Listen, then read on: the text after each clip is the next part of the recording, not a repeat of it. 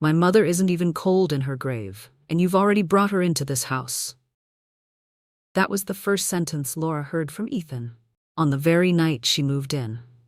Mark stood at the doorway, gripping his wine glass tightly, saying nothing. The kitchen still smelled of roasted meat and apple pie from the dinner Laura had tried to prepare. She thought a warm meal might make things easier. But just a few words from Ethan made the air thicken like cigarette smoke. Chloe stared at her with icy eyes, lips curling. "Don't try to replace my mother. You never will." Laura gently set down her napkin. Her heart was pounding so hard she could hear it in her ears. She smiled. A small, weary smile. "I'm not trying to replace anyone." But deep down she knew, from that very moment, she had stepped into an invisible war. A house filled with old memories, walls lined with photos that didn't belong to her, and two pairs of eyes waiting for her to stumble. Love with Mark didn't seem enough to save her from the storm ahead. After that fateful dinner, Laura realized she hadn't just married a man, she had married his past. The house on the hill overlooking the lake was serene, but every wall, every frame, seemed to be watching her. Laura tried to keep the peace, cooking, gardening, planning birthday parties for his children, but every effort only seemed to deepen their resentment. Each night, Mark would hold her and whisper, "Just give them time." But time didn't heal the hatred, it rooted it deeper. Then one morning, Laura overheard whispers from the living room. A single line froze her blood. "Mom hasn't even been gone 2 years, and you're already moving on." Chloe's voice came through her teeth like a blade scraping across the wooden table. Laura stood on the staircase, laundry basket in hand, knowing she shouldn't be listening. But her heart turned to stone. Mark replied with a sigh. "Chloe, we talked about this. It's been 2 years. I deserve a chance to be happy." "Happy?" Ethan laughed. "With her?"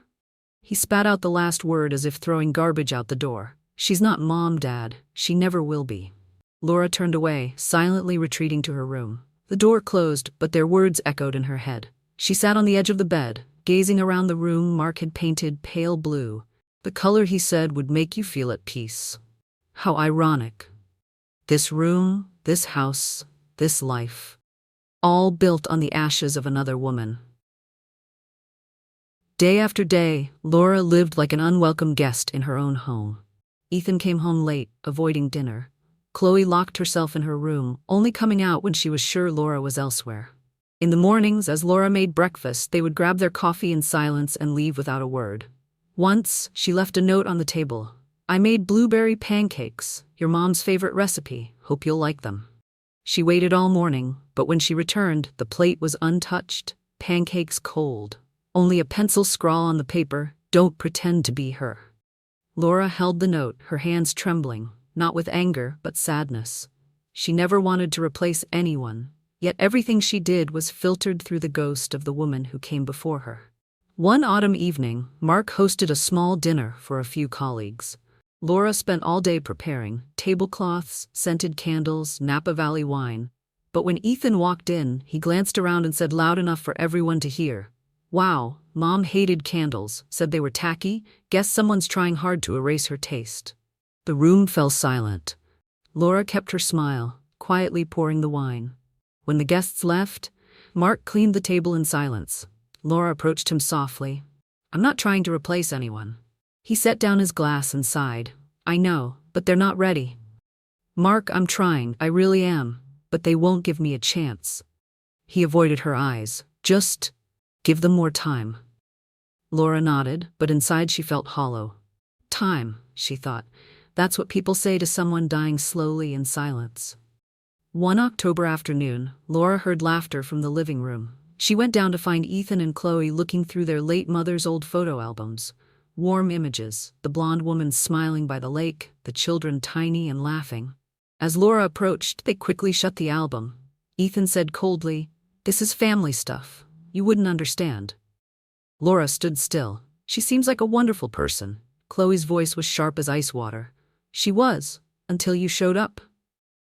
Laura turned away, tears stinging her eyes, but she held them back. She didn't want them to see her break. Didn't want them to think they'd won. That night, she sat alone on the porch. The air was cold, the scent of pine drifting from the woods beyond the hill. She thought of her mother, who once warned her, "Never move into a house with a history you don't fully understand." Now she finally understood why. As time passed, Mark became busier. More business trips, more nights away. Each time he left, the house grew colder. One evening, Laura went to the kitchen and found the fridge wide open. Inside, the meals she'd cooked had been thrown away, replaced by frozen pizza. On the table was a note from Chloe. "Don't cook for us. We're fine." Laura let out a dry, exhausted laugh. She poured herself a glass of wine. The candlelight flickered in her eyes, and for a moment she felt herself fading out of the picture entirely. That weekend, when Mark returned, he noticed her silence. "Everything okay? Do you ever feel like I'm a stranger in my own home?" Mark hesitated. "No, maybe they just need time." "I know." She stood by the window. "But have you ever thought, what if time doesn't help?" Mark said nothing. He stepped forward and held her. Laura didn't pull away, but she didn't respond either. In his arms, she felt only emptiness. Another night? Laura woke to a faint noise from the basement. She went down to check and found an old blanket and several boxes labeled Diana. A name everyone in the house avoided, as if speaking it might bring the past back to life. She opened one box. Inside were dozens of letters, all addressed, "For Ethan and Chloe, when you're ready." None of them had ever been opened. Her hands trembled as she picked one up, almost opening it, but she stopped. She knew if she crossed that line, there would be no going back. She closed the lid, setting it aside, but one question echoed in her mind. Why were they never read? The next day she asked Mark, "I found Diana's things downstairs. Do you ever plan to give them to the kids?" Mark looked up from his newspaper, voice calm. "They're not ready. Some memories are better left untouched." Laura studied him. "Better for who, Mark? For them or for you?" He froze, then gave a hollow smile and folded the paper. "Don't start this, Laura. Not now." The words slammed shut like an iron door between them. Laura realized there wasn't just one wall separating her from the children. There was one between her and her husband, too. Days went by. Laura grew quieter. She stopped cooking, stopped tidying up. Instead, she watched, listened, and began to notice the small things. Whenever Diana's name came up, Mark changed the subject. Ethan and Chloe seemed to know more than they let on. And on certain nights, when he thought she was asleep, Mark would quietly go down to the basement. One night, Laura followed him. She saw him open an old safe, take out a small envelope, and stare at a photo inside for a long time. The yellow light cast his face in sadness, and something else. Not just grief. Fear. Laura turned away before he saw her. As she climbed the stairs, one thought haunted her. Maybe it's not just the children who haven't forgiven. Maybe there's a secret in this house that was never laid to rest. She stopped halfway up, listening to the clock tick.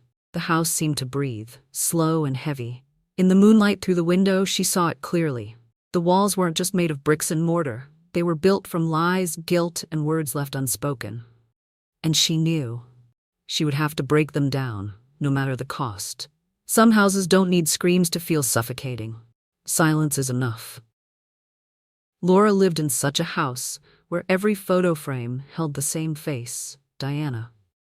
Every morning, she sat at the table where Diana once sat. Every step along the hallway rang out like an invisible protest. She tried to believe that time would make everyone accept her. But here, time only drove the resentment deeper. Until one day, when Mark was away on a business trip and the house grew frighteningly silent, Laura decided to clean the basement, just to kill time. And in that moment, she opened the first door leading to a secret this family had buried for 10 years. Some houses don't need shouting to feel suffocating. Silence is enough. Laura lived in that house, where every frame held the face of another woman, Diana. Every morning, she sat at the table where Diana once sat. Every step along the hallway rang out like an invisible protest. She tried to believe that time would make everyone accept her. But here, time only drove the resentment deeper. Until one day, when Mark was away on a business trip and the house grew frighteningly silent, Laura decided to clean the basement, just to kill time. And in that moment, She opened the first door, leading to a secret this family had buried for 10 years. On the first day of February, the snow was melting, soaking the porch. Laura brought a cloth and gathered the family photos that had fallen out of their frames. In the large picture hanging in the living room, Diana smiled gently beside Mark, the two children with their arms around their mother. A complete smile, with no room for a fourth person. Every time Laura thought about replacing the picture with a new one, Mark would say, "There's no need to change it, leave it. The house is used to it that way." It sounded harmless, but to Laura it felt like a declaration that she would always be the outsider. At night, when Mark slept, she would often hear soft footsteps in the hallway. Once, when she opened the door, she found Chloe standing there, staring at the old photo, eyes brimming. "You don't understand anything," the girl said, then walked away. Laura didn't blame her. She had lost a husband once too. She understood that kind of pain. But something in Chloe's eyes made her shiver. Not just sadness, but fear. One night, she heard Ethan speaking quietly in the living room, his voice taut. "If she finds out about Mom, everything will fall apart." Laura held her breath in the dark. About what, she wondered. From that moment on, she no longer believed she was merely living in a cold marriage. Perhaps she was living in a family full of secrets. Mark's basement was old and damp, smelling of musty wood and rusted iron. Laura had never gone down there alone, but that day, in her boredom and loneliness, she took a flashlight and her old wool sweater. Cardboard boxes were stacked high, labeled Christmas 2011, Diana's books, old toys. She started dusting, reorganizing everything. Amid the boxes, a small oak chest lay tucked in a corner. The lock had rusted.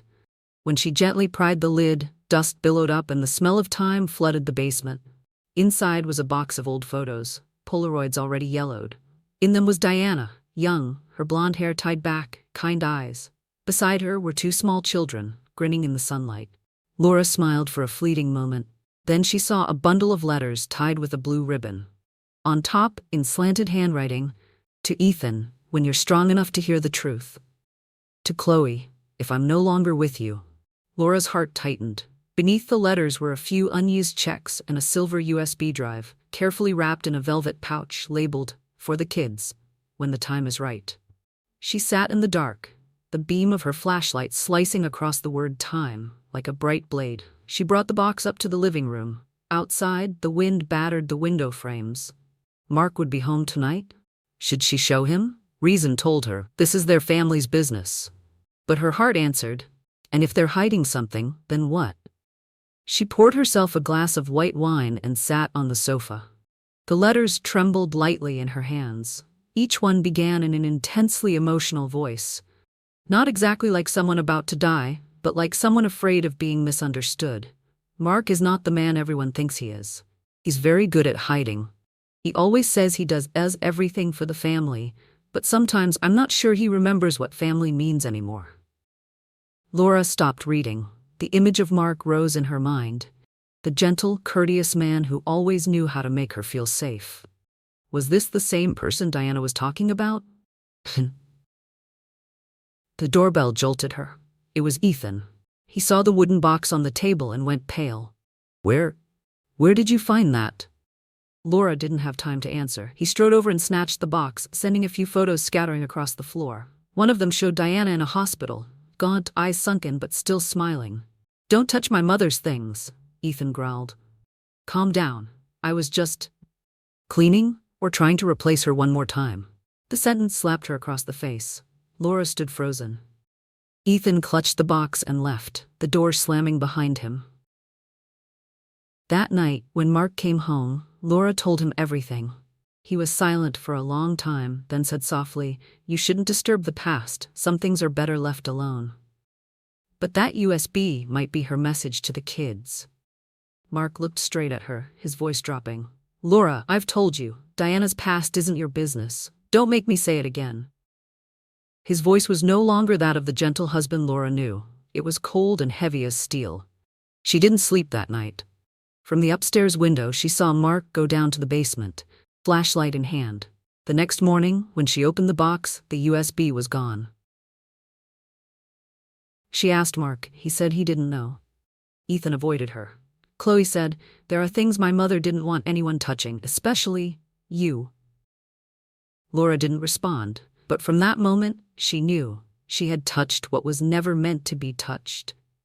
She began jotting down every odd detail. Why does Diana's memorial photo have no specific date of death? Why are the hospital records sealed? Why does Mark seem afraid at the mention of Linda, his late wife's close friend? The questions multiplied, and each time she looked at Diana's picture, she felt that woman was trying to tell her something.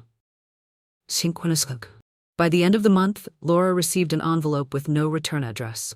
Inside was a single small sheet of paper, the handwriting messy in blue ink.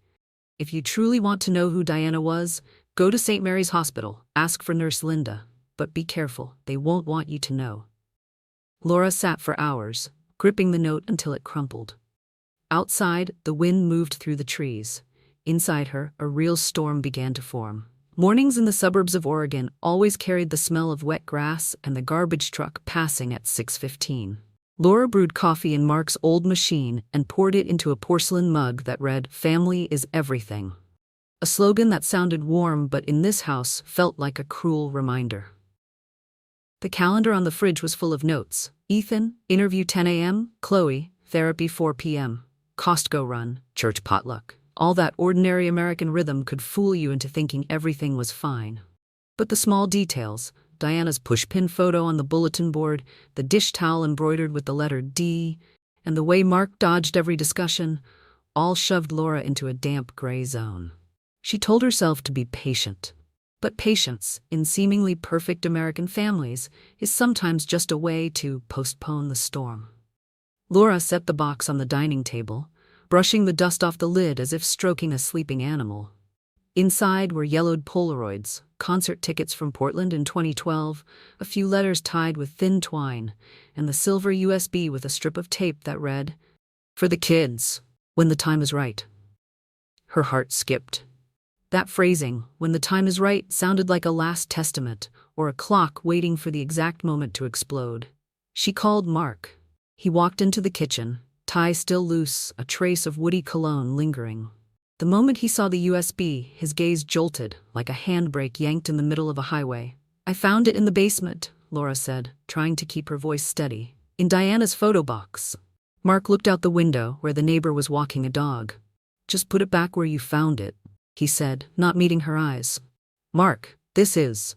"Laura," he cut in, his volume low but sharp as a utility knife. "Leave it alone." Since marrying him, Laura had learned to read Mark's body language. The tightened shoulders, the thumb tapping the table edge, the eyes that never settled on one point for too long. All of it said he was scared. Not angry. But scared of what? Ethan appeared in the doorway, gray hoodie pulled halfway over his head. His eyes swept across the box, paused for a second on the embroidered D on the dish towel, then stopped on Laura. Contempt needed no words. "You rifled through my mother's things, didn't you? Do you need something?" Mark asked, his voice suddenly gentler than usual. Ethan shook his head, but he didn't take his eyes off Laura. He grabbed a water bottle, popped the cap, and walked out. Laura heard his heavy footsteps on the stairs, each one thudding against her ribs. All day, the house was strangely quiet. Chloe texted, "I'll be late, study group." Mark excused himself with a meeting ran long, telling Laura to eat without him. In the afternoon, Oregon rain came down like someone tearing open a water bag in the sky, streaking the windows with long gray lines. Laura sat at the dining table without turning on the lights, the USB lying beside a cup of cold coffee, like a small eye watching every breath she took. She wasn't someone who liked to intrude. Laura grew up in a town of low fences where neighbors brought each other apple pies on holidays. But she had also lived through a divorce, had learned that there are things people don't say, not because they have nothing to say, but because they don't want to. And in America, where privacy is respected, people also know how to hide the truth behind combination locks and polite smiles. Near midnight, the basement hinges gave a soft hiss like a snake. Laura switched off the bedroom light and stood behind the curtain to look down. Mark's silhouette, lit by his phone, moved steadily down the wooden steps. She remembered he had changed the basement lock the week before, saying it had a loose hinge. She heard the clink of metal on metal, a drawer sliding open, then a thick silence. When Mark came back up, his hand stayed in his coat pocket for a long time. He walked past their room without going in. Laura heard the kitchen faucet run, the clink of a glass on stone, as if he were trying to calm someone, maybe himself. The next morning, when Ethan left early for his interview, Laura went to the kitchen and opened the box. The USB was gone. She stood motionless, both hands on the edge of the marble-cold table. In that moment, Laura knew she hadn't been imagining things. Something mattered enough for Mark to go to the basement at midnight and take the only piece of evidence that might give voice to the woman who was gone. Ethan stepped back in to grab the raincoat he'd forgotten on the hook. His eyes skimmed the open box. "Curiosity isn't good for your health," he said, his tone so casual it was cruel. "Especially for someone who doesn't belong to this family." Laura let out a faint, defensive laugh. "I was just cleaning." "Right," Ethan replied. "The same way you're cleaning up my mother's memory." He slammed the door, the impact echoing off the cabinets like a silent gunshot. For a few seconds the kitchen spun. Laura picked up a random photo from the box. Diana smiling on the shore of Cannon Beach, hair blown by the wind. The picture shook in Laura's hand, as if a tremor had traveled from that woman, across time, into her. The day stretched like an overpulled rubber band. Mark texted. "Busy, dinner out with clients." Chloe didn't come home either. Laura ate alone. Reheated pasta, a bagged salad opened yesterday, a cheap glass of Pinot Noir. She turned on the TV to let baseball commentary fill the emptiness, but really she was listening to the wall clock. Tick-tock, tick-tock. Each beat packed the same question tighter. Why was Mark so afraid of that USB? Late at night, Laura opened her laptop. Google appeared, the search bar blinking as if waiting for a confession. She typed Diana's name with obituary Portland, hospital records, medication. The obituary was brief, polite, full of lovely words. Courage. Beloved. Grace. A small line made her pause. Memorial donations may be made to the St. Sebastian Oncology Research Fund. Diana died of cancer. That was the story everyone believed. But the USB labeled for the kids gave her the feeling of an urgent message. In America, people donate to cancer research funds as a cultural ritual. It says nothing beyond goodwill. The truth, more often than not, lives inside tiny files like that USB. Laura opened a drawer and searched for a notebook. She began to write. Diana. Timelines. Hospital. Friends. Basement. She recorded every tiny detail. The box kept on the third shelf, positioned 2 inches to the right, behind the Christmas gift box, the thin layer of dust proving it was rarely touched, the USB that disappeared the night Mark went down to the basement. The plan grew clearer. If they wanted to hide it, she would find it. The next morning, Laura went to Home Depot and bought a small cabinet lock and a mini magnet-mounted camera. In America, people sell everything you need to protect yourself, and everything others need to believe you've gone too far. She installed the camera under the kitchen shelf facing the basement door, temporarily locked the box, and slipped in a scrap of paper that read, "Inventory taken." It was only to gauge their reaction. Mark came home late that night. He avoided looking at the box as if it were radiating something harmful. "Tomorrow's the weekend," he said, forcing a light tone. "Let's go up to Seattle to see a friend of mine, change of scenery." "Sounds good," Laura answered softly. "And Diana's box." "Laura," Mark set his hand on her shoulder, warm but heavy. "I know you mean well, but the past is the past." "The past doesn't erase itself," she said, stepping back. "It just waits for someone brave enough to lift the lid." That was when she saw a thin, icy glint in Mark's eyes. Not anger, but calculation. Successful American men of Mark's age are good at closing doors with reasonable phrases, but for a split second, Laura watched the curtain fall slowly, revealing the stage behind it. Fear. That night, Mark slept unusually well. Laura didn't. She went to the kitchen, opened her phone, and pulled up the camera app. The black and white angle appeared.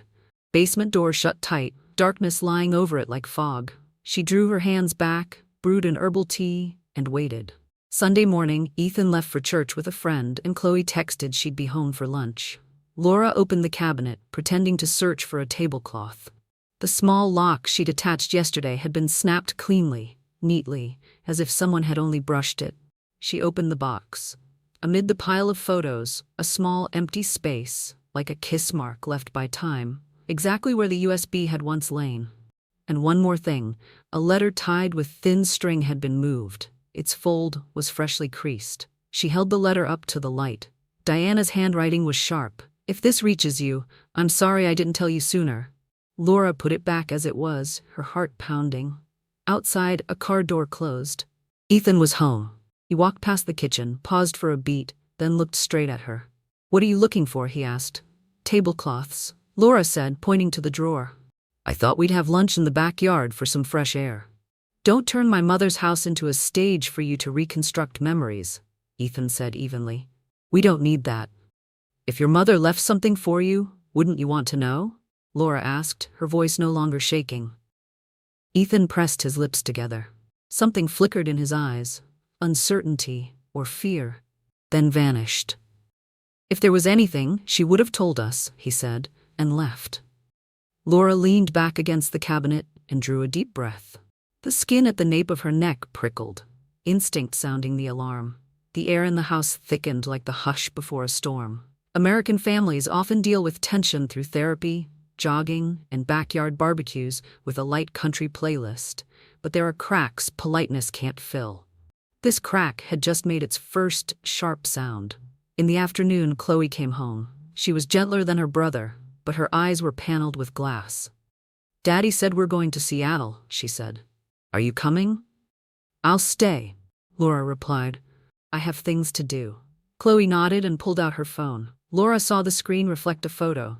Diana with the 2 kids on the first day of school, all smiling like they'd just won the lottery. She wanted to say, "Your mother left something for you both," but she stayed quiet. In this country, the truth is often only heard when it comes from the right person.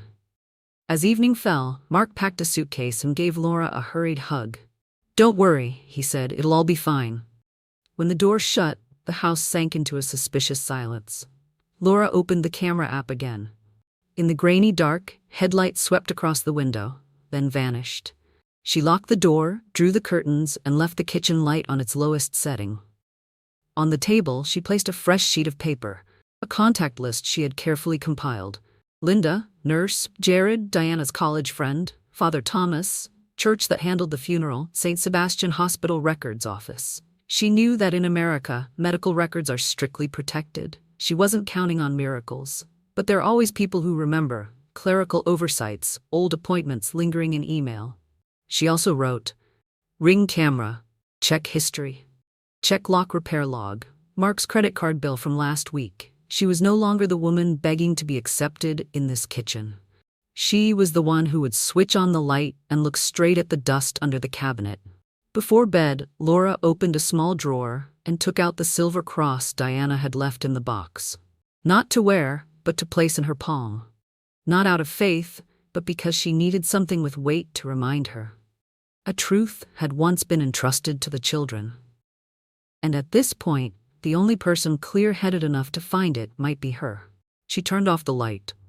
Darkness closed in, but didn't swallow her anymore. Somewhere down in the basement, there was still the smell of machine oil, damp wood, and the invisible fingerprints of whoever had taken the USB.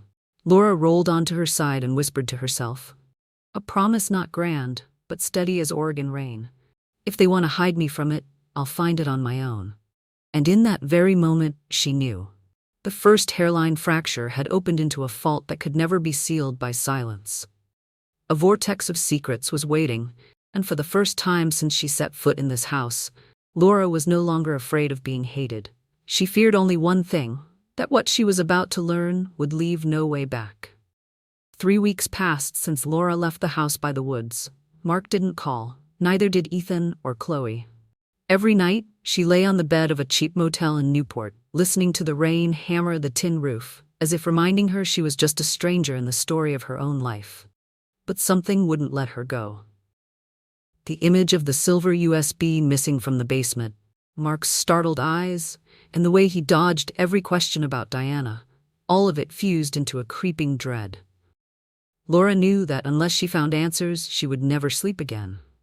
And the only person who could help her was Linda, the nurse who had cared for Diana in her final days. St. Mary's Hospital sat outside the city, among tall rows of eucalyptus and a fog-sheathed entrance. Laura drove more than 2 hours to get there, her heart heavy. On the passenger seat was an old photo. Diana beaming beside a battered pickup, hair flying in the wind. That woman had once been everything to Mark, the mother of 2 children who had looked at Laura with contempt. She stepped into the worn administrative wing, where the smell of antiseptic and old paper blended together. Linda, a woman in her 50s, blouse slightly rumpled, recognized her the moment she saw her. "Laura?" Linda asked softly, her voice trembling. "I figured you'd come one day." They sat in a small cafe across from the hospital, steam rising from their cups like a temporary curtain between them. Laura began, "I just want to understand, what did Diana really die of?" Linda was silent for a long time. She looked out through the glass where a fine rain had begun to fall. "The records say end-stage ovarian cancer," she said quietly. "But I was on the night shift, and I know that's not what happened." Laura's throat went dry. "What did you say?" Linda took a breath, eyes reddening. "Diana had violent seizures, her blood pressure spiked. I checked the medication log. The dose of sedatives she'd been given was altered. Triple the allowable amount. I reported it to the attending physician, but the next morning, every note was wiped from the system." "Who had access?" Laura pressed. "Only the attending physician and her husband." The words cut through the air like a cold blade. Laura trembled. "You mean Mark?" "I can't say for sure, but I know Diana once told me she didn't trust her husband." Linda went on, voice tight. "About 3 weeks before she died, Diana told me that if anything happened, I should find someone named Laura. She said, 'Laura will understand. She knows what it's like to lose everything.' I didn't understand then, but now I do." Laura's breath caught. She had never met Diana, never imagined that woman would know her name, know about her, before she ever came into Mark's life. Linda pulled out an old envelope, its edges worn. "I've kept this for 10 years. It was sent from Diana's address, but no one ever came for it. I think it belongs to you." Inside was a short letter and medical printouts recording the prescription schedule, with altered sedative injections and changed physician signatures. The final signatory's name, Mark H. Walters. Laura went rigid. The world reeled. The letter inside was only a few shaky lines. "If someone is reading this, it means I failed to protect myself. I'm not afraid of dying. I'm afraid the truth will be buried. Please tell my children, their mother loves them, but there are things I couldn't say while I was alive. Diana, protect myself." Laura sat motionless, her hands gripping the table edge until her knuckles went white. In her head, images collided. Mark smiling as he poured wine, Ethan's cold stare, Chloe's trembling voice when she spoke of her mother. It all seemed stuck inside a lie that had lasted a decade. "What do you plan to do with this?" Linda asked softly. Laura looked up. In her eyes there was no fear left, only a brutal clarity. "I'm going to find that USB, and I'm going to make them face the truth." Linda touched her hand gently. "Be careful. Some people don't want the past exhumed." That afternoon, Laura left the hospital in heavy rain. On the highway, the wind lashed the windshield, blurring everything ahead. But for the first time in months, she didn't feel lost. The USB, the thing Mark had deliberately taken, wasn't just a secret. It might be evidence of murder. And if that was true, then the man she had loved for 5 years was the one who took his ex-wife's life. She pulled over, tears mixing with the rain. Then she unlocked her phone and opened her contacts. One name surfaced, Ethan Walters. Her finger trembled as she pressed call. "Ethan, it's me, Laura. We need to talk. Not about me, about your mother." Silence on the other end for a long while. Then Ethan's voice came, low, hoarse, and full of suspicion. "What did you find?" Laura looked into the rearview mirror. Far off through the rain, she thought she saw a figure standing on the shoulder, motionless, watching. "The truth," she said quietly, "and it will change everything." "Mark, we need to talk." Laura stood in the living room, gripping the hospital printouts, Diana's final treatment records. Her voice was low, steady, but there was something in it that made the whole room grow heavy. Mark slowly folded his newspaper, his eyes cold as steel. "Again, Laura? I told you this is over." "What are you hiding from me?" she asked, taking a step forward. "Diana didn't die of cancer. The lab results show she had triple the allowable amount of sedatives." Mark was silent for a few seconds, then laughed, a hollow sound. "Where did you pick up that garbage?" Linda? She was fired for stealing meds. Laura moved closer and set the results on the table. I don't believe Linda. I believe these numbers, and I believe in what you're afraid of. A warning flashed in Mark's eyes. Watch what you say, Laura. You're touching something you don't understand. Don't understand? She shot back, sharper now. I understand that the woman before me died, and everyone believed she went peacefully. But she wasn't at peace, Mark. She had suspicions. She kept a journal, and she knew someone wanted her silent forever. Mark slammed his hand on the table, the red wine glass shattered. Enough. You have no right to dig up my past. Not your past. Laura held his gaze. The truth. Soft footsteps sounded on the stairs. Ethan stood there, half his body swallowed by shadow, his face taut. He had heard everything. Dad, Ethan said, his voice tight. Was Mom not from cancer? Mark whipped around, his voice low and gruff. Go to your room. This isn't your concern. But Ethan didn't move. I have a right to know. She was my mother. Laura blinked, tears rising, but she held them back. Ethan, let me. You're not my mother, he shouted. But in that shout there was fear. But if you really hid something about Mom, I'll never forgive you. Mark gripped Ethan's shoulders and shoved him up the stairs. Go before you say something you'll regret. The bedroom door slammed. 2 people remained. Laura took a deep breath. Her voice softened, but stayed unyielding. I just want the truth, Mark. If you didn't kill her, tell me. If not. Mark stared at her, and his eyes were no longer those of the gentle man by the fire. They were the eyes of someone cornered. You're so foolish, Laura. You think you know anything? You're just the one who came after.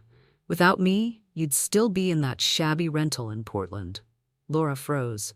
His voice was so cold she felt her whole body tremble. What are you saying? Mark stepped closer, whispering, I gave you everything, and you repay me by betraying me? Digging into what you should never have known? Laura stepped back, her hand instinctively finding the phone in her pocket. She had started recording before she entered the room. What are you so afraid of, Mark? If you're innocent, why hide? Mark's eyes flashed and he growled, Get out of my house, now. She let out a brittle laugh. Our house, Mark. No, he stepped right up to her, voice low. My house. And if you're still here when I get back, you'll regret it. Laura looked deep into those eyes, the eyes that had once made her believe in a second chance at love. Now she saw only a cold abyss. She grabbed her wallet and left the house she had once called home.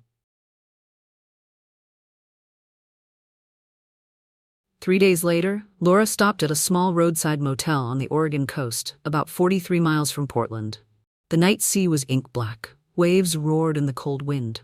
She sat by the window, staring at her old laptop screen, emails of Diana's restored from an old archive that Linda had sent. The final line read, If anyone finds the USB, keep it safe. It might save my children. Laura shivered. She didn't know who Diana had written to, but somehow it felt like the words were speaking to her. The next morning, at the tiny cafe where she was working for the day, a middle-aged man approached. Sorry, I heard you asking the owner about recovering old data? He asked gently. Yes, Laura answered, cautious. I'm Sean, a retired computer engineer. I can help if you have the device. Laura hesitated, then took out Diana's old phone that she had happened to find in Mark's storage box. The phone had no battery, but it still held raw data. Sean took it, eyes narrowing in focus. It's recoverable, but it'll take a few days. Are you sure you want to do this? Laura looked out at the sea, at the waves pounding ceaselessly against the shore. Yes, I need to know the truth, whatever it is. That night, Laura didn't sleep. The tide's thrum braided with wind hissing through the shingles, like whispers that wouldn't end. She remembered Ethan's eyes, confused, afraid, but also holding the first small light of trust. Maybe, if the truth came out, it wouldn't just clear Diana's name. It might free Laura herself from the hauntings of this false marriage. Laura picked up her phone and replayed the recording. Mark's voice bled through the dark. You're just the one who came after, and if you touch that matter, you'll regret it. She closed her eyes, a cold smile briefly touching her lips. No, Mark, she whispered. You're the one who'll regret it. The night Laura left the house, Oregon rain fell like audio clips sliced mid-sentence, short, cold, promising nothing about dawn. She set the keys on the granite countertop, leaving no note but the scent of apple pie still warm. Mark stood motionless, and the two children, no, two adults scarred by childhood, only watched her pass through the doorway like an uninvited guest. At the seaside motel, Laura lay awake to the hum of an old air conditioner, thinking of the photos, letters, and the USB that had once been in her hand and then vanished like a swallowed confession. She didn't know that, at that very moment, in the attic of that house, a secret that had waited 10 years was finally ready to speak. And it chose Ethan as its first listener. Ethan hadn't planned to clean his mother's room. He only climbed to the attic to escape another silent dinner, where the clink of forks on plates sounded like a verdict. The attic of the house in Salem always smelled of damp pine and old Christmases. Clear plastic bins were stacked high. Ornaments, coats, unhung frames, ceramic angels his mother had called the bright spots in a gray winter. Ethan opened box after box just to find a reason not to go back down. He touched an old tape player, nudged the lid, and saw a Bible wrapped in navy linen. Not the kind his mother used at church. No pen marks, no dog ears. It sat quietly, as if it had been placed there for a particular purpose. He opened it. The spine creaked. Between the psalms lay something small, cold silver. A slim USB with a strip of clear tape and a slanted handwritten note. For the kids when the time is right. Ethan's heart skipped. When the time is right. When had Mom written that? Why? And why was it here in a book she'd never read in front of them? He plugged the USB into his old MacBook. A tiny beep sounded like a whisper. Folders appeared. Journal, meds, docs. Files named by date. 10, 9, 8 years ago, extending into his mother's final months. Ethan opened the first video in Journal. The screen shook. The angle was the bathroom mirror reflecting Diana's face. Thin, still beautiful, pale blue circles beneath her eyes. She sat against the sink, speaking softly as if afraid to wake someone. If you're watching this, I assume I'm gone. Diana pressed her lips together. I don't want to make him look bad in your eyes. But things are slipping out of my hands. I feel foggy. I sleep constantly. My memory is patchy, and my prescriptions are changing without clear explanations. Ethan swallowed. The screen jumped to another day. Diana beside her pillbox. She read the sedative names, the dosages, zoomed in on the pharmacy label with the physician's signature, then whispered, I see the milligrams going up. Not in the pattern of the original orders. Another day. I no longer feel safe in this house. If anything happens, find Laura. She's not the enemy. The name jabbed Ethan like a needle. Laura. The woman he'd hated with all the fervor of youth and loyalty to his mother. The one he had only ever called her, in every story with Chloe. He scrubbed forward to the last clips. Diana in a cream wool sweater, her hand trembling slightly but her voice steady. Mark says I need rest. He's handling my prescription book, but the new dosage puts me to sleep, knots my stomach. If you hear this, check the scripts. She paused, looking straight into the lens. And if you need an adult who will stand with the truth, Laura will not turn her back on you. Ethan stopped the video. The black screen opened into a void. His breath hit the quiet room, loud and uneven. Memory shards slid from locked drawers. The water bottle by her bed, the balcony with lavender pots. The days she laughed less, slept more, and wariness settled like fine dust over everything. He opened meds, photos of prescriptions from different months, not perfectly chronological, but the rising doses couldn't be mistaken. There was even a snapshot of a handwritten note. Ask Mark, why the refill so soon? A sound downstairs made Ethan jolt, the garage door opening. Mark was back. Instinctively, Ethan yanked the USB, shoved it into his jeans pocket, snapped the laptop closed. His heart pounded in his throat. Ethan, you up there? Mark called, oddly calm. Yes.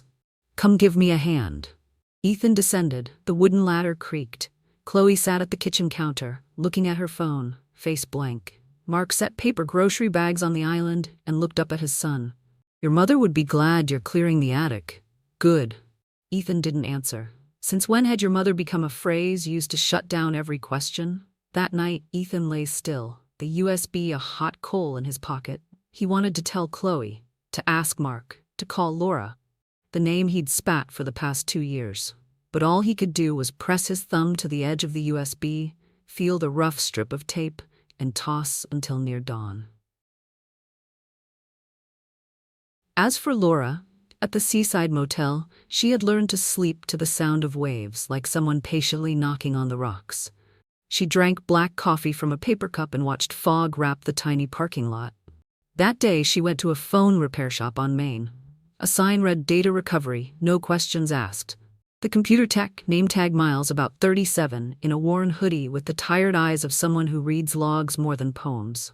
Laura set Diana's old iPhone on the counter, the one she'd happened to keep from a storage room clean out months earlier, back when everything wasn't this heavy. I need deleted photos recovered, as far back as possible. How far? 10 years. Miles lifted his brows, then nodded. No promises, but I'll try. If we're lucky, the shots will be in an old backup. While Miles plugged in cables, the screen filled with strings Laura couldn't decipher. She only knew each line was a door. She opened her notebook and wrote a list. Meds, prescriptions, journal, people who know. Linda, nurse, lawyer. She wrote Ethan, Chloe, and underlined twice. She wasn't their mother, but she was the only person Diana had named on the video, if the video existed as Linda implied. She didn't know Ethan had just watched it. 3 hours later, Miles set a portable hard drive in front of her. I got a lot. Prescription photos, screenshots of messages with an unknown number, and a few short clips. Clips? Looks like front camera notes, self-recorded. I haven't viewed them. Laura thanked him, hands trembling. She took the drive back to the motel, plugged it into her laptop, and the world exploded into timestamps. 2050-804 IMG 4 South 23.move. 2015-12 RX refill. 2016-13 note to self.txt. She opened a random clip. Diana, hair tied back, speaking to herself in the mirror. If I get lost, look at the numbers. Numbers don't lie. Laura understood at once. The numbers were dosages. Getting lost was the mental fog. Looking at the numbers was the only way to anchor memory when everything else was being blurred. She dragged open dozens of prescription photos, ordered them by time, and jotted every mem-gene into her notebook. The numbers crept upward, steadily, aberrantly. Laura's phone vibrated. Unknown number. Laura? A dry male voice. Ethan? Silence, one long beat. Can we eat? Laura gripped the hard drive. Where? The cafe by the harbor. Just a few minutes. Ethan arrived early, denim jacket wet with rain, eyes bruised with lack of sleep. He set the USB on the table between them, a gesture of surrender and of defying fate. I found this, in Mom's Bible. Have you watched it? Laura asked, unconsciously using the familiar you, then corrected herself. Have you seen it?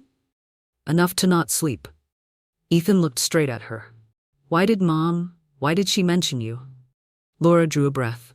Your mother and I talked a few times in her final months. When you and Chloe were at school, when Mark was busy. I brought soup, changed sheets, she trusted me. But I didn't think it would be this big. Ethan put his hand on the USB. The videos say Dad might have changed the prescriptions.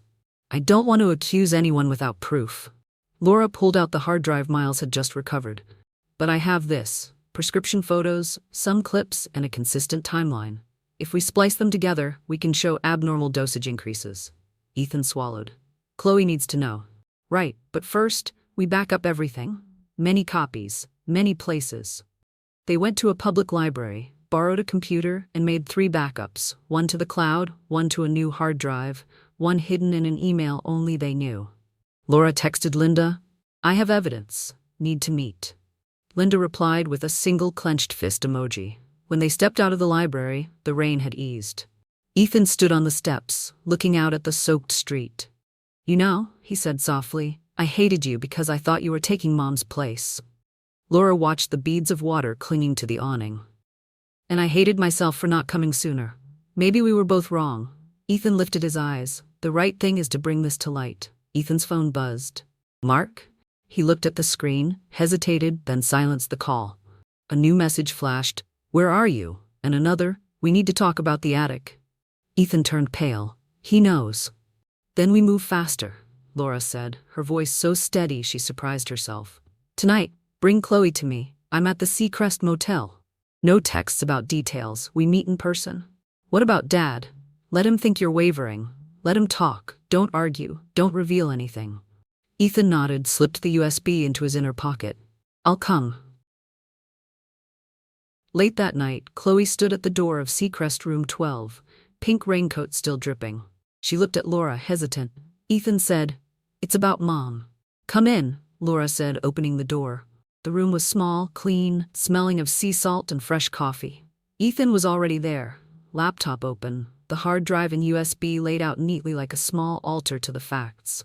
Laura didn't preface. She played the first video Ethan had seen. Diana in the mirror, voice thin as smoke.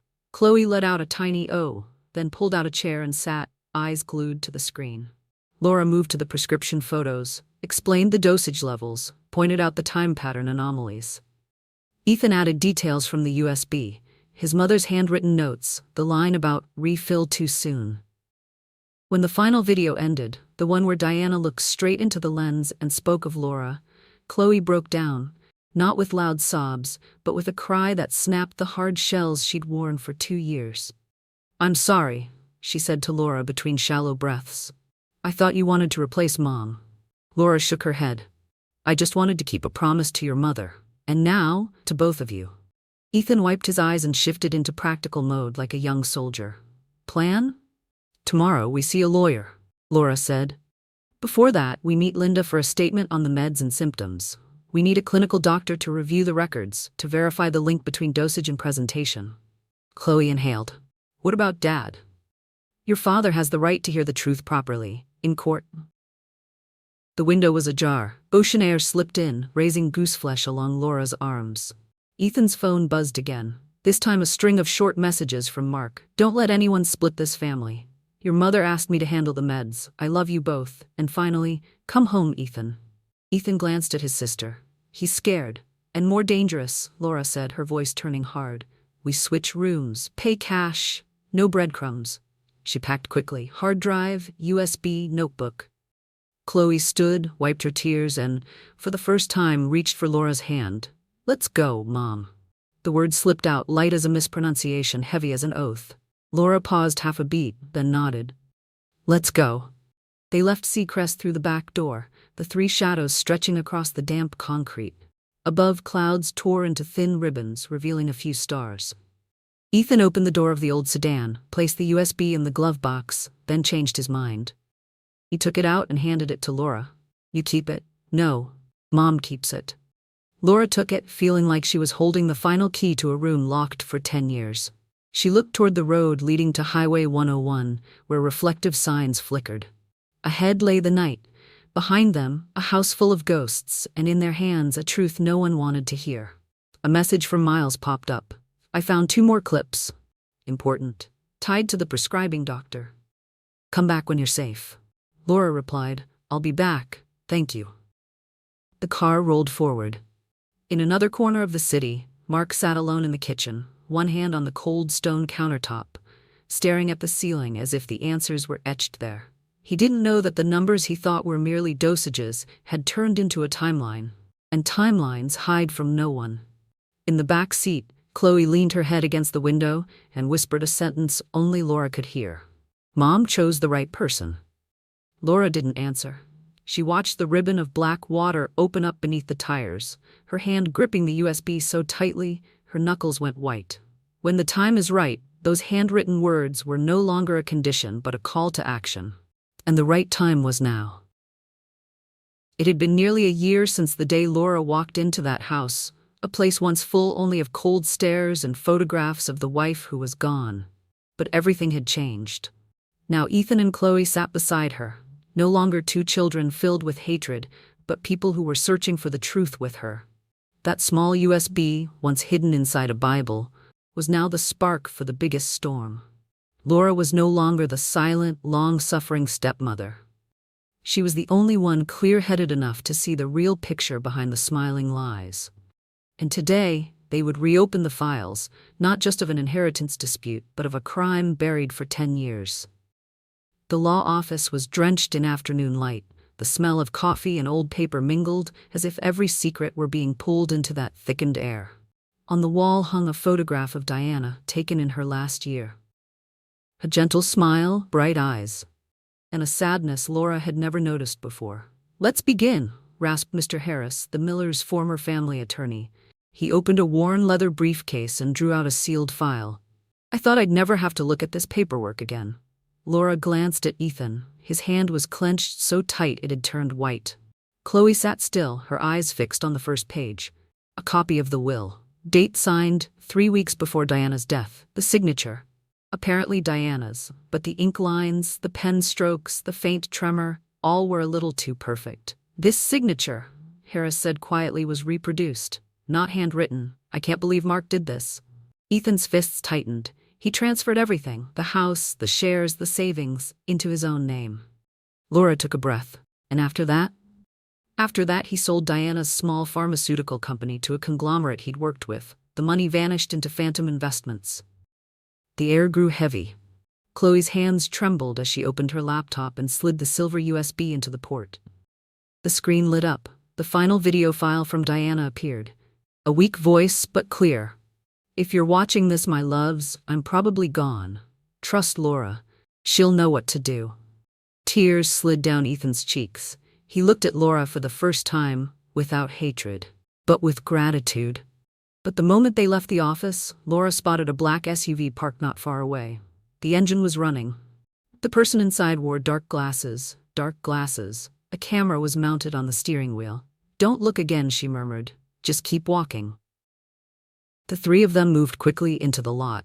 When Laura started the car, the brake warning light flashed. A chill ran down her spine. She yanked the handbrake and stepped out to check. The brake line had been cut. My God, Chloe gasped. Someone wants to kill us? Ethan called the police at once, but Laura knew. If Mark was truly involved, it wasn't just someone. That night, Laura didn't go home. She took the two kids to the old seaside motel in Oregon, the place she had hidden when Mark threw her out. The ocean wind howled, sand billowed in sheets. The three of them sat around the table with only the weak glow of a desk lamp. What do we do next? Ethan's voice was low, controlled. This evidence still isn't enough, Laura said. We have to prove he intentionally forged the signature and concealed the real cause of Diana's death. She opened the USB and scrolled through hundreds of files, photos of prescriptions, lab results, invoices from the pharma company. Then she stopped at a file named trialstudy03.pdf. Diana was enrolled in a trial list for a new sedative, Laura read, her voice catching. Approving physician, Mark Miller. Chloe slapped the table. He killed our mother, for money, for power. The room went silent. Only the pounding surf against the cliffs remained, like a racing heartbeat. Suddenly Laura's phone lit up. An anonymous text, stop digging, or the next brake line won't just be yours. She stared at the words, then deleted the message. We can't stop. If I'm afraid, Diana will never rest. Ethan looked at her for a long moment. You don't owe my mother anything. Laura's sad smile flickered. She once told me the only thing she feared was silence. 3 days later, they filed with the court, attaching copies of the USB and the forged signature. The formal investigation began. Mark was summoned, but he remained composed.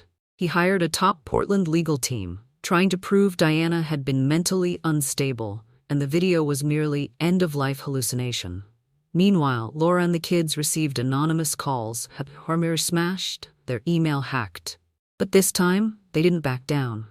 The night before the hearing, Laura wrote in her journal, 10 years ago, I walked into that house with only love and hope. Now I stay, with the truth and the belief that justice exists. If I have to lose everything again, at least I'll know I was not silent. She closed the notebook and listened to wind hiss through the door jamb. Far off, headlights flashed and vanished into the dark. In that damp, cold coastal town, Laura learned a bitter truth. Sometimes justice doesn't come from a court, but from people pushed to the wall. After the night Diana's videos were played, the walls of silence in Mark's house began to crack. Ethan no longer looked away. Chloe stopped biting her lip to swallow her anger.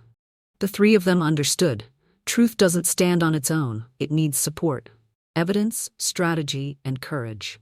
Laura was no longer the replacement. She had become the axis of a plan in which every step had a price. Because Mark wasn't merely a bad husband, he was a link in a system where one wrong signature could steal a life. And to touch that system, they would have to step into the dark. The call came at 2:17 a.m. Why are you still awake? Mark's voice was dry, a little drunk. Laura toggled record and answered evenly. Insomnia. You too? I'm thinking about responsibility. He let out a thin, empty laugh. The responsibility of keeping a family from burning. or keeping a secret from justice. Silence on the other end, exactly 3 seconds, long enough for Laura's recorder to catch the tremor in his breath. She touched the pendant at her throat, like tightening a vow. The next morning, Laura sat in the kitchen, laptop open, headphones in. Every one of Mark's calls was routed into a folder wryly named Marriage and the Unsaid. She cut and time-stamped, added notes. 2:17 a.m., admits keeping the family from the fire. Everything was uploaded to the lawyer's drive as read only, mirrored to another service under a meaningless account name. She left no risk with a single key. Ethan chose a corner of the public library, where spotty Wi-Fi made network traces slippery. The silver USB lay in a pencil case, the most ordinary object in the world. He plugged it in and started the sync tool. Each video was renamed to forensic standards. Time, location, SHA-256 hash. He learned fast from the lawyer's guide. If you want someone to believe you, act like you're persuading a jury. When the progress bar hit 100%, Ethan didn't pull the drive. He added another layer of encryption, then slid it into his inner pocket. His fingers shook, not from fear, but because for the first time, he felt he was no longer a child led around by memories. As for Chloe, she wore a crisp white blouse and clipped on a temporary badge from Valentine Therapeutics, Student Experience Program. The title came through a college friend, just enough to enter the office level, not the research floor. But to Chloe, limits were meant to be bent. She learned to time her entry from the parking lot behind an employee who didn't look back, learned to smile at security, bringing a box of cheap donuts that worked like magic, learned to keep her eyes calm when the badge scanner blinked. Don't try to be invisible, Laura had told her. Look like you belong there. On the third day, Chloe found a prescription change history in the trial system. DN. Miller appeared with an internal patient code matching the day Diana's regimen shifted. A vague note. Adjust sedative dosage per protocol 3B. Signatory, M.A. Carter, Mark. Chloe's throat went dry. She took screenshots and sent them through the encrypted channel Ethan had built, Raven Home. The Raven icon glowed on her screen like an oath. Bring the truth back to the nest. That night, they met in Laura's small rental, sea fog slicking the window pane.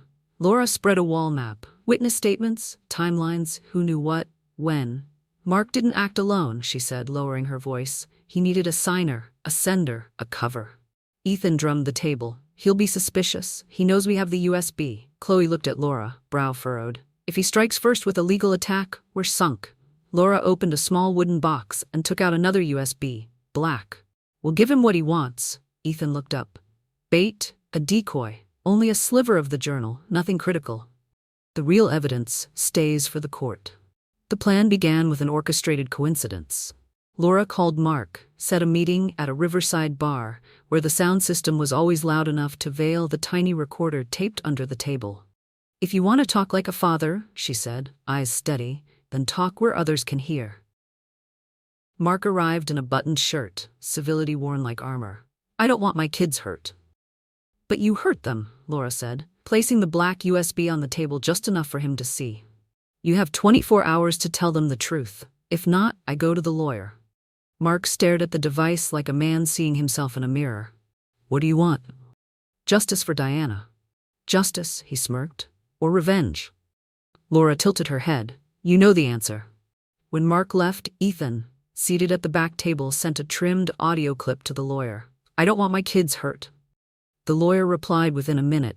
Hold your pace. Tomorrow we file a motion to preserve evidence and seek a temporary order. The next morning, Chloe entered Valentine with a battle drum in her chest. She'd memorized the clinical pharmacology shift schedule and knew that at 10:30 the manager, Halverson, left for a 20-minute meeting. She counted elevator chimes, slid into the central print room, used a temp code, the one she'd obtained by posing as someone scanning an internship contract. 4 pages slid out. Protocol 3B, patient list, approving signatories. She clipped them into other paperwork and walked straight out, straight like someone with nothing to hide. But at the turnstiles, Mark appeared. Not a coincidence, a setup. He stood under the cold lobby lights, smiling as if he had never done wrong. You shouldn't be here, Chloe. I have a schedule. There are doors you can't step back from once you cross. I already crossed. Mark cocked his head toward the ceiling cameras. There are a lot of cameras here. And a lot of copies, Chloe said, lifting her chin. Do you think I'm stupid? Mark's smile vanished. Come home and talk. Which home? Chloe's voice was thin as thread.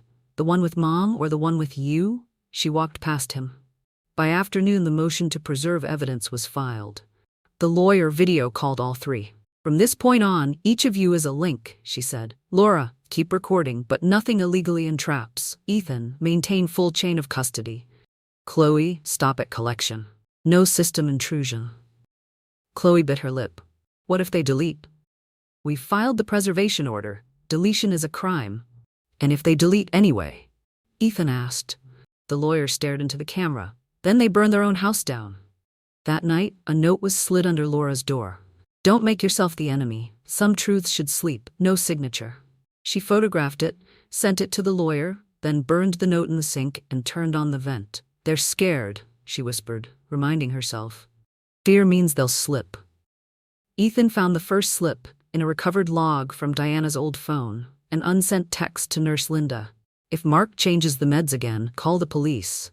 The timestamp was exactly 36 hours before Diana's final admission. He typed until his fingers went numb, aligning timestamps with Mark's work calendar, layering an internal Valentine meeting schedule pulled from a leaked email. A straight line appeared. Protocol 3B meeting day, prescription change day, Diana's respiratory crash. He sent the chart to Laura. She looked at it, eyes stinging. You just turned pain into evidence. The next day, Mark called Laura. Stop, he rasped. We can settle. Settle the death of a woman? Diana wasn't as innocent as you think. Laura brought the phone closer so the mic would catch every word. Go on. She knew about 3B, she agreed. Agreed, or was led? Silence. Laura pressed her lips together. You can tell me whatever you want, but you can't tell the court. You're tearing this family apart. Laura exhaled slowly. No, I'm cleaning it up. That evening, the three of them stood before the bleak sea. The wind smelled of salt and damp wood. Laura handed each of them a pebble. Throw it, she said, for what we can't change. Ethan threw first, hard enough to spray water. Chloe next, eyes wet. Laura held her stone one beat longer before letting it fall. It's not, I hate my stepmother anymore, Ethan said softly, finding his sister's hand. We'll find justice for Mom, with you. Laura nodded, wordless. In the dark, she opened her phone and replayed one of Diana's videos, a tired smile, a hand on her abdomen. If it reaches Laura, Diana said, trust her. The next morning, when the court order was signed, Valentine received an urgent notice. Preserve all records related to Protocol 3B. Servers were locked down. Internal security scrambled. Someone forgot to shut off the employee help chatbot. Chloe lobbed a naive question and got a priceless breadcrumb. The research team's email list. They sent everything to the lawyer. She said only one sentence. We've opened the door. And when the door opened, the darkness inside shrank. Mark called incessantly, but Laura didn't pick up. She was writing a handwritten statement, steady script, short sentences, the language juries understand. Who did what, when, where, why. On the table, the silver USB lay beside a cup of black coffee. This time it wasn't a cold piece of evidence. It was the heartbeat of the dead, pulsing through the living, leading them to the end of the road. Their counterattack made no explosions. It rang out in pings of files synced, in the beep of a badge scanner, in the sigh that comes with crossing off one more timestamp on the wall map. And it would end, Laura knew, not in a blazing victory, but in another kind of quiet. The quiet of truth once it settled into its rightful place. 7 months of investigation, hundreds of sleepless hours, and countless moments when Laura wanted to quit. But every time she faced the mirror, she saw Diana's eyes in memory. The woman who had endured silence too long.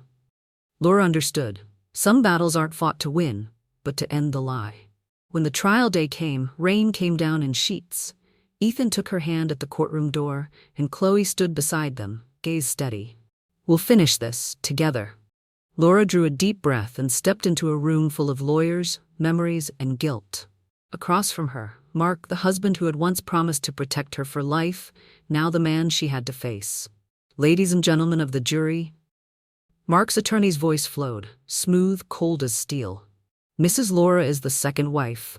Jealous, suspicious, and intent on spinning a false tale to destroy the reputation of a loving husband. That's all this is, jealousy dressed as justice. Laura sat still, hands gripping the edge of the chair. Her eyes burned, but she didn't bow her head. Ethan sat in the second row and gave her a small nod, the signal that they still believed. Her lawyer, Megan Doyle, rose, her red hair catching the light. Your Honor, the defense would like to present Exhibit 42, a USB recovered from the late Diana Miller's belongings. A murmur rippled through the room. Mark glanced at Megan, then at Laura. A thin, mocking smile flickered. Objection, Mark's lawyer shot to his feet. That device was obtained unlawfully. Overruled, the judge said evenly. Proceed, Miss Doyle.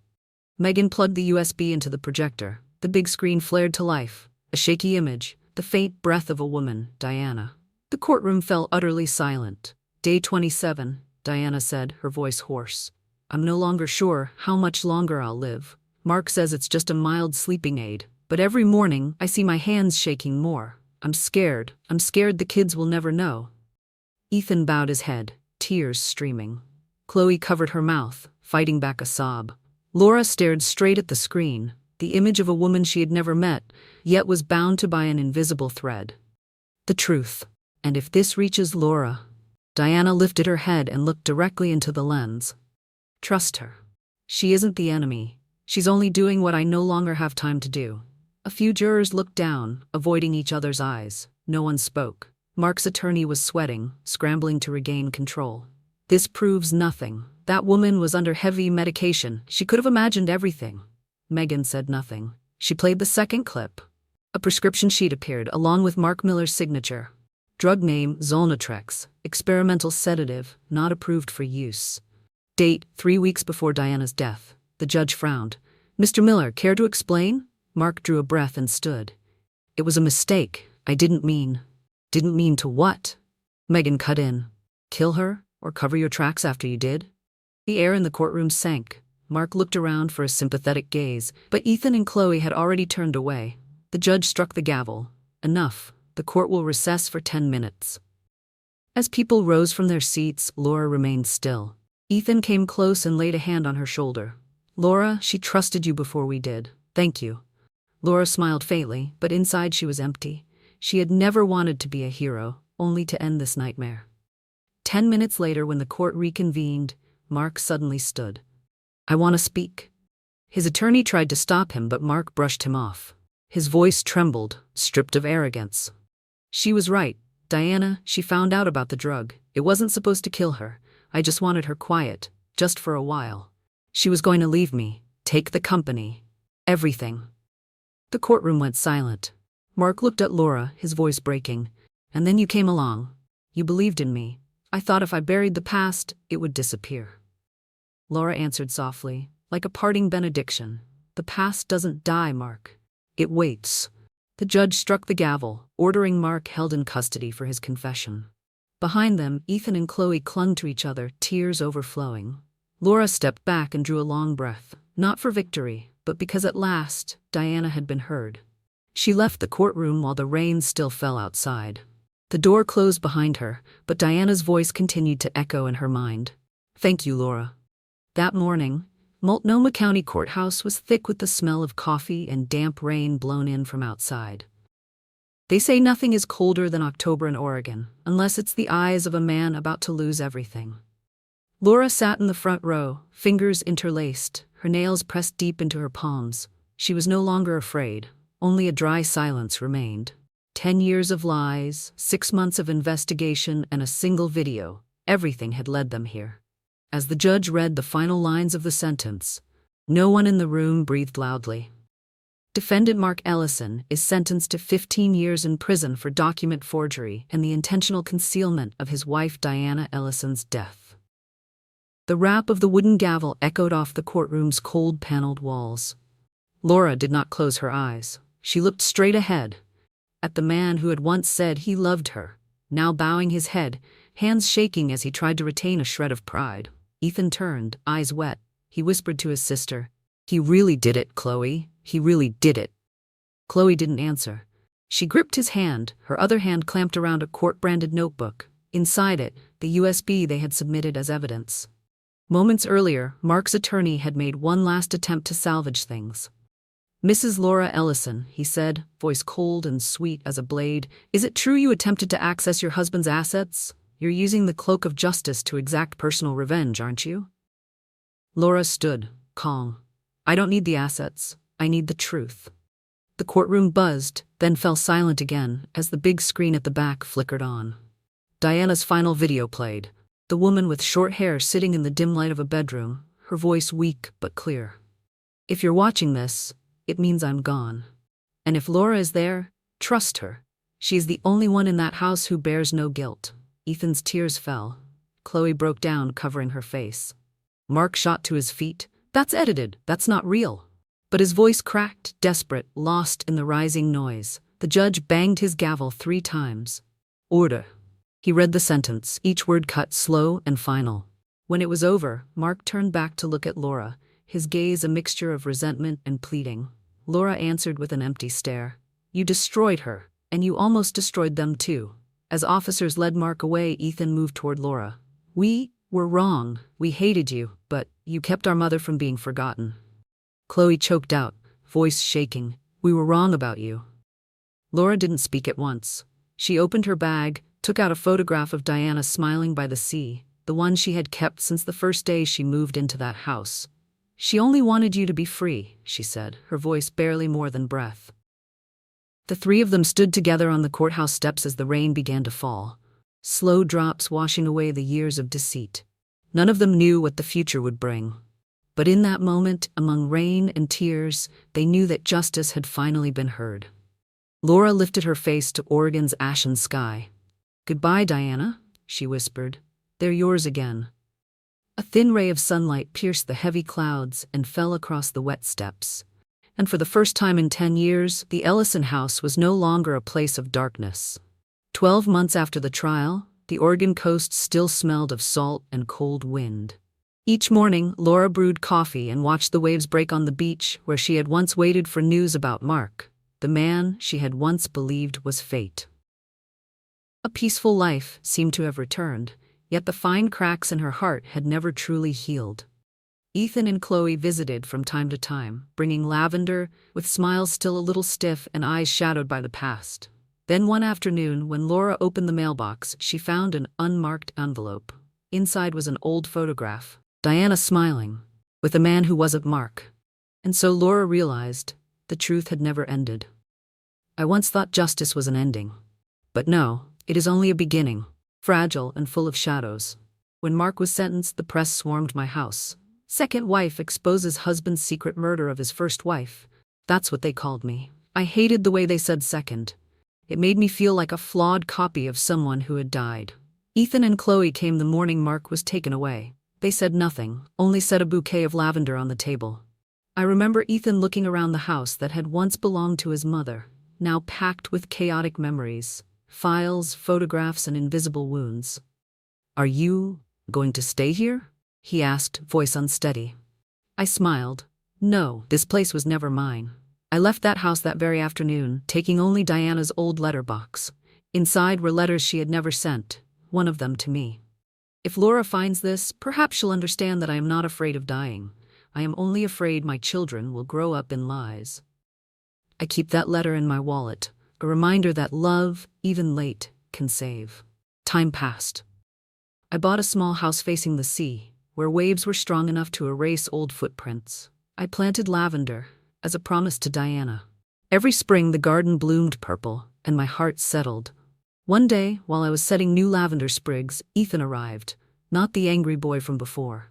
He sat beside me in silence for a long time, then said, You know, Mom once told me that if she was gone, I should forgive Dad, but I can't. I laid a hand on his shoulder, gentle. No one makes you forgive today, but live honestly. That's what she wanted. We said nothing more, just listened to the waves and the wind moving through the lavender. That night, I looked again at the photograph from the envelope, Diana and the unknown man. On the back, a faint line of writing.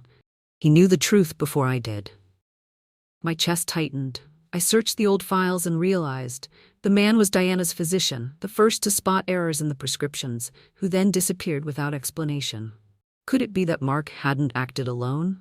Once again, I stood at a crossroads. Be silent or keep searching. I remembered Diana's words, "Don't let them live in lies." And I knew, if I stayed silent, it would all repeat. I drove to Portland and went to the old law office. When I laid the photo on the desk, he was quiet for a long time, then said, "Laura, you've already won. Don't dig deeper." I smiled faintly. "No, I haven't won. I've only survived." That night, back home, I turned on the computer and reopened the full backup from Diana's USB. In a hidden file, I found an audio clip, never played in court. If anyone finds this, understand that Mark wasn't the only one.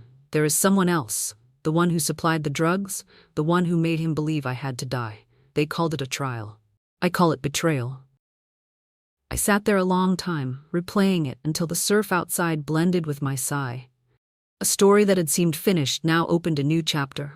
Not revenge, but a final promise I had to keep. The next day I wrote to Ethan and Chloe. "My loves, don't let hatred devour your youth. But if one day you are strong enough, seek the truth, not for revenge, but so no one else has to suffer as your mother did." I signed it, Laura and Diana, because now we were no longer two separate women, but two halves of the same promise. In the afternoon, I went to the garden. The sea wind carried a faint scent of lavender. I closed my eyes and heard the waves like her voice. "Thank you." I answered softly, alone, but no longer lonely. I don't need them to call me mother. I only need them to know I did not stay silent. That evening, the sea wore a pale silver sheen, sunlight glittering across lavender bending in the wind. Laura stood on the porch, her tea cooling in her hand. She listened to Ethan's car pull away, leaving only the sound of waves and the slow beat of her own heart. Everything had passed. The trial, the tears, the hatred, and the questions without answers. But in that quiet, Laura knew. Sometimes justice isn't the sentence. It is the choice to face the truth and still live with kindness. She set Diana's photograph on the windowsill where the evening light fell, the woman's smile as gentle as a goodbye. Laura spoke softly, as if to the wind. "We kept our promise, Diana." Outside, the sea kept singing its old song, but in Laura's heart it was a hymn of freedom, peaceful, true, and no longer afraid.